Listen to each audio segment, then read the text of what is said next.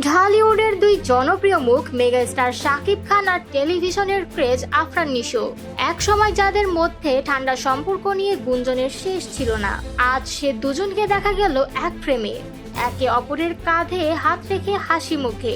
হ্যাঁ, ঠিকই শুনছেন, সামাজিক মাধ্যমে এখন ঘুরে বেড়াচ্ছে সেই ছবি, যেখানে শাকিব ও নিশোকে দেখা গেছে একসাথে। আর সাথেই ছিলেন পরিচালক রায়হান রাফি, প্রযোজক শাহরিয়ার শাকিল, নির্মাতা রেদওয়ান রনি ও জাভেদ সুলতান পিয়াস।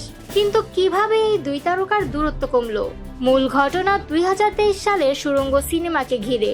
সেই সময় একাধিক সাক্ষাৎকারে নিশো শাকিবকে ইঙ্গিত করে কিছু ব্যক্তিগত মন্তব্য করেছিলেন, যা নিয়ে রীতিমতো বিতর্ক ছড়ায়। শাকিব ভক্তরাও বিষয়টি সহজভাবে নেয়নি।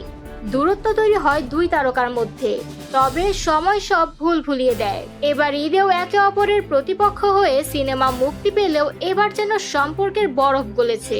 নিশো নিজেই নিজের পুরনো মন্তব্যের জন্য দুঃখ প্রকাশ করেছেন এবং সেই ক্ষমাই হয়তো মেরামত করেছে দুই তারকার সম্পর্ক। আর এবার গুঞ্জন জোরালো হচ্ছে, তাণ্ডব সিনেমায় একসাথে পর্দা ভাগ করতে যাচ্ছেন শাকিব ও নিশো।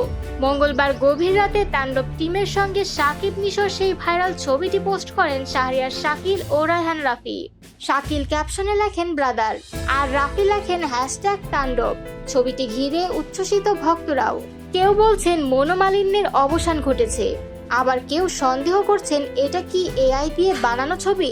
তবে বাস্তব হোক বা গুজব, ঢালিউডে শাকিব নিশো একসাথে, এটাই তো বিশাল খবর।